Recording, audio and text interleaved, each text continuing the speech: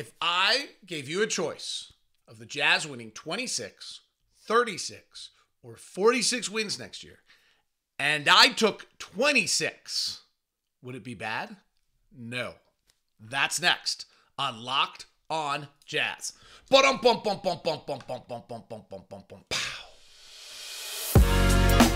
You are Locked on Jazz, your daily podcast on the Utah Jazz. Part of the Locked on Podcast Network, your team every day. Hello, how are you? I am David Locke, radio voice of the Utah Jazz, Jazz NBA insider, and this is your April 12th edition of Locked on Jazz, your daily podcast on the Utah Jazz. Today, the Jazz. Poll question on YouTube, 26, 36, or 46. What do you think happens? What if I tell you I think it's 26, and I don't think it's bad?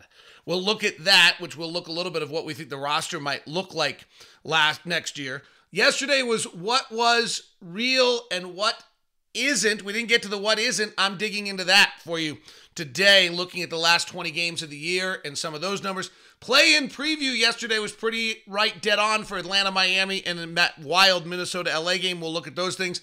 And will we victor again? We'll look at that in our lottery after yesterday's Victor Everydayers got that experience. Thanks to everybody who threw out the tweets. I am David Locke, radio voice of the Utah Jazz, Jazz NBA insider, and this is Locked on Jazz, your daily podcast on the Utah Jazz, giving you insight, expertise, geeky numbers, and hopefully making it way better to be a Jazz fan each and every day.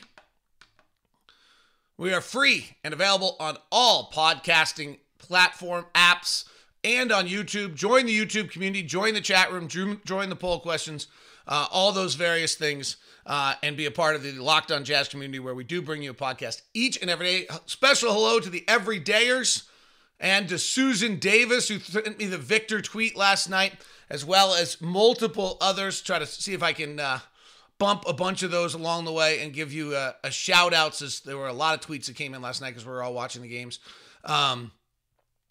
Interacting last night, but I want to see if I can shout out Jordan and Tingus Pingus, and that's his Twitter name, and Adam Analine for the post-game. Ryan Madsen, that's an everydayer. That name sounds familiar to me.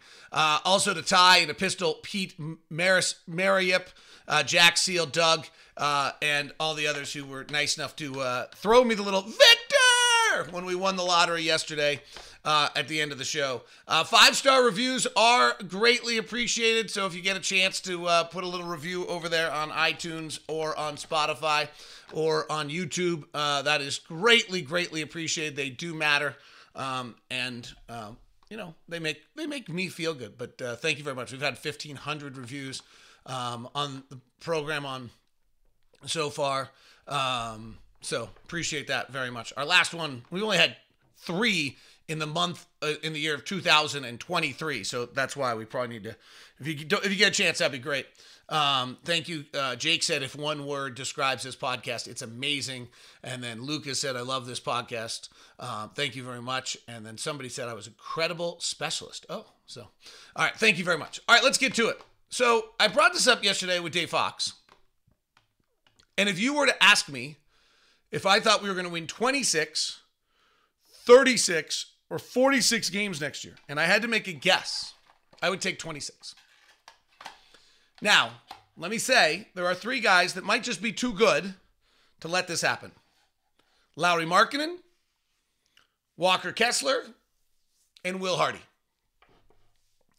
Lauri Markkanen is so offensively efficient and positive in what he does and Walker Kessler is as well, that there's a real chance that, frankly, we're a top 6 offensive team like we were last year or much of the season, and Will Hardy's system's so good that it can't happen.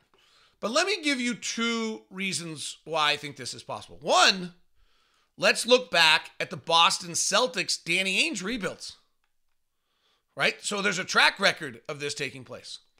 If you go back to Doc Rivers' first year as head coach, they actually make the playoffs, and then they start the rebuild the next year, and they win 33. And the next year, they win 24. Now, then he makes these great trades. He gets Ray Allen. He gets Kevin Garnett to go with Paul Pierce, and they go on to win 66. It was a little bit of an unusual route. If you look at his second rebuild, they go all the way to the bottom to 25 in Brad Stevens' first year, then move their way up to 40, 48, 53, 55 wins, and move forward. So in both of Danny Ainge's two rebuilds, he's actually had a year in which he goes from 33 to 24, and the other he does go to 25. Like he gets to 25 before building this thing back up, and rather quickly, frankly, to 48 in his third year. So I think there's a track record there. The other thing is that in this upcoming draft, if it were to start today and there were no changes, we would have the 9th, the 16th pick, and the 28th pick. The 28th pick, I actually think that there's a kid on that we played the other night that I think is a great example of this. Denver, Perry Watson, who was just kind of this wild card athletic pick, and we'll see if it plans out and works for them. But it was a great pick by Denver, the 30th pick. That kind of player, I don't think we see a lot of. Maybe a little, but not a lot of. I do think, though, that the 9th pick has to get integrated into the system. And I would hope that the 16th pick gets integrated into the team very quickly, or relatively. So that by the 41st game of the season next year, I would not be surprised at all if the Jazz weren't playing primarily of our top 5 or 6 guys and our top 8 overall, 4 players that were rookies or second-year players with a real chance for a 5th. If you're doing that, it's super hard to win. Now, if you look at Danny Ainge's track record on this, you have that year, and you find out in the midst of that year, like, what are the pieces that you want to keep, and what are the pieces that you move on from? In Ainge's 2006-2007 season, when they win 24, now some of it gets accelerated because they get the trades, but Al Jefferson's a major piece of that puzzle that year as a young 22-year-old, and he moves on from him. Delonte West is like their third leading scorer that year. Wally Zerbiak is an older veteran he had on that roster to just kind of hold down the fort. And Ryan Gomes and some other young players, Tony Allen, a 20-year-old Rajon Rondo. Well, he holds on to Tony Allen. He holds on to Rajon Rondo. He holds on to Kendrick Perkins, but he moves a bunch of other pieces in the process. If you go back to the 2013-14 team that Ainge had, similar kind of beginning to build up. He had a 23-year-old Avery Bradley. He had a 25-year-old Jordan Crawford who he moved off of. He had a 21-year-old Jared Sullinger he moved off of. He actually had a 22-year-old Kelly Olynyk. And so he has, and Jeff Green at 27 was their kind of best player. And then he moves off of them or keeps some of them. In this case, he then drafts Marcus Smart, I believe, the next year, if I have my years right, but somewhere right around there. And then Marcus Smart ends up being, he has Evan Turner and Avery Bradley and Rajon Rondo, and he ends up, Marcus Smart ends up being like the piece that he holds on to through the whole thing that he really, really loves. I think that's a little bit of where we are. Frankly, if you look at our roster, I mean, the biggest question mark, and we'll discuss this more as week goes on, is Jordan. Because I think what we saw out of Ochai, you probably want Ochai to start and play. And then if you have Colin on the roster, how does Jordan fit? Maybe you don't need to be positionless. Maybe be a little bit more positionless, and maybe Will Hardy's ability to find these guys and use their superpower and put them on there. But there's a pretty good argument that Colin's an off-the-bench scorer in a similar ilk than Jordan, and that Ochai earned the right to probably, and you probably want, because I don't know that you got all these answers on Ochai. I mean, you got enough that you want him to probably start and play 25, 30 minutes.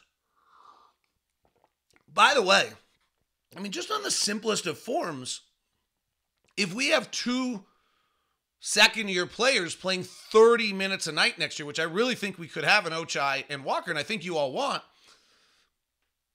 there aren't a lot of teams that win a lot of games with that. I mean, it's just young guys have a hard time winning in this league. So that's where, and so let me be clear. On this comment of 26, 36, or 46, I don't think it's a bad thing. I think it's a natural progression of what happens next in this process. So to me, 26 sounds daunting, and maybe 26 is too low because Lauri and Walker and Will are just too good. But that's not a problem for me. That's actually probably the right step. Add in the element that if our pick is between 1 and 10, we keep it and we don't have another pick. And then you're only integrating one piece. And then you start to look, okay, well then Walker and Ochai at the end of that year are through 2 years and we have a rookie. And then you add the next piece and they're through 3. And then we have and then you have all these other picks coming, and that's where you suddenly pile in and use those picks and go make the move unless something happens before. And the other signature that's super clear on talking to Danny, as well as his track record as a GM, is it's pouncing. That you can have a plan, you can have an idea, you can have a vision of what you want to do as a franchise, but the fact is that what he wants is the flexibility and the ability to have a vision or have the ability to pounce rather than being regimentedly stuck to a pattern. So there's the argument. Give me your thoughts on YouTube. 26, 36, or 46, and would 26 really be that big of a problem for you? Today's show is brought to you by our friends over at Intercap Lending. That's our guy, Steve Carter. Intercap Lending is a Utah-based company that has actually been around for a long time, moved to Utah, has grown magnificently. Why? Because they get deals done. When you are in the loan business, why do real estate agents want to use certain companies? Because they get deals done. How do people actually get paid? They get deals done. Why do lenders want to use it? Because they get deals done. And not only do they get deals done because of their hyper-flexible approach, because they most often, at least with us, they've kept their own loan. Why? Because of the fact that they have great customer service, and our guy leading the customer service for us is one Steve Carter. So if you're in the market for a loan right now, give me an email at dlock09@gmail.com, and I will connect you to Steve Carter, our own personal loan officer, and get you set up so that you have that experience. There's no one I can recommend and feel more comfortable it's going to give you a world-class experience than my guy Steve Carter over at Intercap Lending. He's done our loans twice. He's done my partner's loan for Locked On. He's done just about everyone we know. He's just amazing. Intercap Lending, NMLS number 190465. For more information, visit intercaplending.com. If you don't want to involve me, it somehow bothers your privacy, then call Steve directly, 385-800-8528. That's 385-800-8528. Just please tell him you're Locked On so you get the Locked On corporate discount. You want to be the GM of your team in the offseason? Then let's do it. Let's do it, but let's do it with Ultimate GM and have you get that experience. Ultimate Pro Basketball GM. You can download the app or go to probasketballgm.com. And with the promo code Locked On, you get 100% free boost. There's also a QR code right now sitting there for you on the YouTube screen. What is it? It's literally like thinking of EA Sports when you played the franchise mode and you didn't play the games. It is like when I used to play old board games and I didn't have to deal with personalities, but I could hire coaches, fire coaches, play, trade and training players, make draft picks, navigate your franchise through the free agency as you got a little extra time. It's a great one to play at night right now while other games are going on. You're partially watching because it's not your team, because your team's not in this playing. The other game allows you to manage every strategic aspect of a franchise, playing through seasons, leading your franchise to glory. It's a simulation that is super fun. It's taken over our Locked On NBA group chat, by the way. So Locked On NBA, Locked On Jazz listeners, Locked On NBA listeners, you get 100% free boost to your franchise when using the promo code Locked On in the game store. So make sure you check it out. To download the game, just visit probasketballgm.com, scan the code, and look it up on the App Store. That's probasketballgm.com. Ultimate Basketball GM. Start your dynasty today, and feel free to send me a little note and tell me how your team's doing. When you win the championship, send it to me. We'll give you a little love and a little praise on the show. Might as well. Thanks so much for making Locked On Jazz your first listen of the day, each and every day. Tomorrow on the program, Brian Bailey, Jazz assistant coach, scheduled to join us. We'll preview the playoffs and get you ready for that with a Thursday edition. We won't know the 1-8 seeds, but they don't really matter. We'll just talk about Milwaukee and Denver. And Brian's had the scout for a bunch of teams. I know he had the 76er scout this year. So it should be a really interesting perspective from him. Other exciting news on Locked On, we signed Howard Beck. This is not official, but you guys can know this, as our NBA playoff and postseason expert. So the great Howard Beck will be joining some of our shows, including Locked On NBA and hopefully on Locked On Jazz as well in the upcoming weeks. All right. Yesterday we did What's Real on Lauri, Walker, and Ochai. I'm going to do a bigger picture here on us for a second. So what's real on what we saw for the final part of the season. So here's what, first of all, we didn't win a lot, right? So if we go to February 28th on, we win, I think, 6 games. What is, really look at March on, right? What is difficult here is that no matter what happens, and particularly the way the league's playing, you score 110 points a game. So, I mean, if we just look at after the trade deadline, you have Talen Horton-Tucker averaging 17 points, 5 rebounds, and 6 assists. And you have Kelly averaging 14 points and 8 rebounds and 5 assists. And you have Chris Dunn averaging 13 points and 5 rebounds and 6 assists. And if you do it from March 1 on, you get really big numbers on some of these guys. But the fact is that the way James Naismith created the game and the way that the David Stearns and Adam Silvers have altered it, that just happens. So Talen averages 19 points, 5 rebounds, and 6 assists in the final 22 games. And you are like, that is awesome. That is our guy. I'm a little hesitant there when you go 5-11 in those games. Kelly Olynyk, 14 points, 8 rebounds, 5 assists. And we're 4-13 when he plays. Ochai, frankly, 14 points, 3 rebounds, 2 assists, shooting 39% and 32% from 3. I think he got overstretched. The one guy in here who, frankly, the numbers are so interesting and so different than they've ever been before is Chris Dunn. Chris Dunn averaged 13 points. He shot 54% from the field, which is just such a high number compared to where he used to be. His rebounds are 5 rebounds a game, and his assists are 6. Like, again, the rebounding number actually is the number that's most exciting to me there. And Talen's got that 5 rebounding number too, also in 29 minutes. I do think you have to have guards that rebound to be successful. So on both Talen and Chris Dunn, I think some of the rebounding stuff's interesting. Now, when you also suddenly realize that Walker only played 14 of those games, and Lauri only played 9 of them, and Jordan played just 1, and Colin played just 15 minutes. That's it. Luka Samanic, 9. So how do you decide in the sense that, how do you then evaluate? So I asked some people, and I generally will tell you, the answer I got from most people was like, I was like, how do you evaluate these numbers? And the answer I got from a lot of people was grain of salt. That maybe those last 20 games are not numbers that you would get super excited about and make personnel decisions about, or roster decisions about, or rotation decisions about. So I said, well, what about first quarter numbers? And they said, probably as good as anything. You're going up against starters. In a lot of cases, you're playing.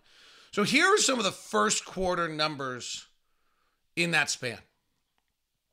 Since March 1, here's our first quarter numbers. Talen Horton-Tucker shot 40% from the field in the first quarter, 35% from 3. That 35% from 3 is really one 3 per, so not high volume, but 1. That's a guy who shot below 30%. So that's a pretty interesting number. Like, that's exciting. He did have, again, this is only for the first quarter. He played about 8 minutes of first quarter. He did average 5 points. He averaged about a rebound and a half, which parlays him out to a pretty good day. If he's playing 32 minutes in that would have been times 4 on that. That's 6 rebounds a game and 1.8 assists. So pretty cool. But 40% shooting. Rim finishing is still an issue. Ochai, 41% shooting, 30% from 3 in that. Simone Fontecchio is super interesting. His first quarter numbers are actually really good. 48% from the field and 47% from 3, which I did not expect to see. Kelly Olynyk, first quarter numbers, 50% from the field, 33% from 3, a turnover and an assist 1-to-1 ratio. Talen, by the way, 1.8 to 1.1 assist to turnover ratio. Chris Dunn, though, slides to 42% in first quarters. So Chris Dunn did a lot of his work in fourth quarters, possibly, late in games, to inflate those numbers a tiny bit. The other one to look at would be third quarter numbers, though somebody said to me, not as good. If you're down 10 or down 12, you're not getting the full pump on third quarters. And that's probably a good point. Talen's third quarters are not great, 39% from the floor, 29% from 3. Ochai's are a little better, 44 and 41. Chris Dunn's are way better. Chris Dunn becomes a 60% shooter in the third quarter of games. Kelly Olynyk's get way better. Simone's hold at 43%. So it's the real point of this is that in the final month of the season, when we played 20 games, we gave our guys, I think what's real out of that is something like Ochai's opportunities and seeing Ochai take shots from different ways and stand still versus on the move versus off the bounce and all those different things. But I wouldn't go and look at Talen and say, well, 19 points, 5 rebounds, 6 assists in the final 22 games. That's what I expect to get out of him. What's super interesting in regards to Talen is he can opt out of his contract, and he may never get another 20-game stretch of his career where he played 30 minutes a night. And so this might be his peak value by which to opt out of a contract and go get himself a next contract. And then the Jazz have to decide, well, showed great signs. He's just 22 years old. He's got some Will Hardy superpowers. What are we willing to sign him? Like, what are we willing to do with him? And how much are we willing to commit? And do we think that Chris Dunn is how are we getting 48 minutes of point guard play out next year? I would assume that one of our draft picks is a point guard. Though you do not want to go into this draft position dependent. You kind of might know you're not drafting a center, but you don't want to go in point guard dependent or position dependent. You'd rather just draft the best players. We're not at a position in this draft in which you can do that. So you go into the draft just trying, and you may not get a point guard. Then you got to go into free agency and go find one. And other than Fred VanVleet, who would be super expensive, there aren't a lot out there that are particularly interesting. So, then suddenly maybe Talen is important, but is Talen really the point guard that you want as your primary 25, 30-minute a night point guard, or is Chris Dunn, or are either of them? And those are really complicated decisions, but that stems back to my 26. Like if you draft a point guard with the 9th pick of the draft, maybe you start the year with Chris Dunn as your point guard, knowing that by game 41, this other kid's going to take over. Maybe you start the year as Kelly Olynyk as your power forward, knowing that you just drafted this other guy, and by game 41, he's taking over, and that by game 41, suddenly 4 of your 5 starters are rookies or first-year players, and then that gets us to the 26. It's a thought. I'm not saying that's what we're doing. I don't know that's what we're doing. I'm just saying it's a possibility. And it seems like actually a good one. Like the right one, frankly. At least my quick thoughts. Play and preview or for the 2 9-10 games tonight after last night's wild games. And then we'll do the lottery and see if we can hit on a second straight day, which would be unlikely for our odds. Hopefully you enjoyed the games last night and took it in. And maybe you even participated with our friends over at FanDuel. The FanDuel game, the games are always a little bit more fun when you're in on the action. And last night would have been a wild one to be in on the action with the Atlanta surprise in Miami. The crazy overtime Anthony Davis foul. So go to FanDuel.com/lockedon and take part in the #1 sportsbook in America. That's FanDuel.com/lockedon. Place your first bet and get up to $1,000 back in bonus bets if you don't win. Aaron Judge is going to get a home run tonight. You can play on those kind of games with Major League Baseball as well, or if a pitcher's going to go over on strikeouts, or you can get in the playoff action as well. That's all available for you. And FanDuel.com, promo code locked on to get involved in all of the latest action there.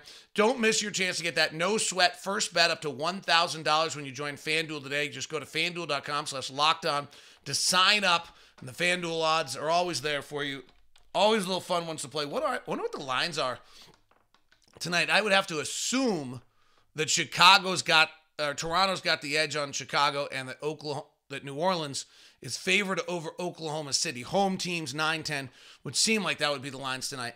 But does Oklahoma City, with all their athleticism, wear out a mercurial New Orleans team? And Chicago, when they're good, they're really, really good, and they're really good defensively as well. That's all at FanDuel.com. Use the promo code locked on and get your first bet, no bet, sweat, first bet. Toronto's a 5.5-point favorite, as are the Pelicans.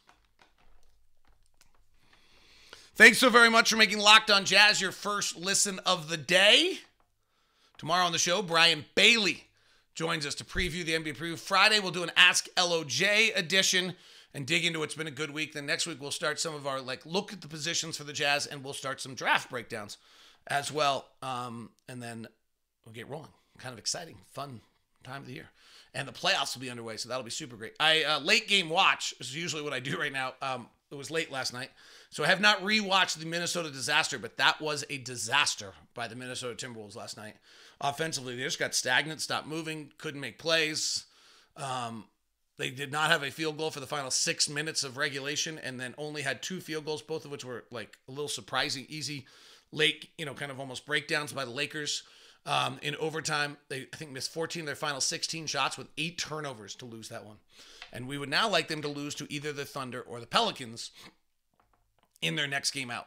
And then they slip in the lottery for us. All right, let's look at tonight's games and just kind of do a quick little... I thought, hopefully you watched last night and yesterday's. We really nailed the numbers, really told the story on Atlanta needing to be on the offensive glass. They dominated the offensive glass. That was their way of surviving. I didn't think they'd be able to do that, but they did it. And then the Lakers and Minnesota, both not being very good offensive teams, they had bad offensive games last night. So let's look at Toronto and Chicago for a second. This one's interesting. Chicago really, again, is a great defensive team. You think of them because of DeMar DeRozan and all these guys, but they're actually a defensive team. They're the 5th best defensive team in the league. They force the 6th most amount of turnovers. They are the 3rd best defensive rebounding team, and they don't foul. They're not great against the shot. Offensively, they don't offensive rebound at all. They're 24th in the league in offense. Toronto, on the other end, is really kind of an across-the-board average team with all sorts of extremes. So they're the worst shooting, 3rd worst shooting team in the league, worst shooting team in the playoffs. And they're the worst defensive team in the league against the shot in the playoffs. But they force a ton of turnovers. Chicago's the 9th best team at getting turnover, at not turning it over. But what they do is they overshift and they make it super crowded, and then you got to kick out to 3-point shooters because that's what Toronto kind of forces you to do. If you look at defensive shot distribution on the on the Toronto Raptors, what they do is they allow a ton of threes, but Chicago takes the 2nd fewest amount of threes in the league. Toronto, on the other hand, allows 22nd most, or the 8th most amount of threes in the league. And I believe, if I remember correctly, allows a really high percentage of threes to go in. Yeah, team shot 3rd best percentage of anyone in the league against them from 3 this year, and high corner threes. But Chicago doesn't do that. So that's where this game is super interesting to watch, because Chicago takes the 2nd fewest amount of above the break threes in the NBA, the 2nd fewest amount of threes in the NBA. They obviously take the most mid-range, and Toronto's this over-shifting defense that gets in, tries to force turnovers, and then run out of that, because in the half-court offense, their offense is just brutal.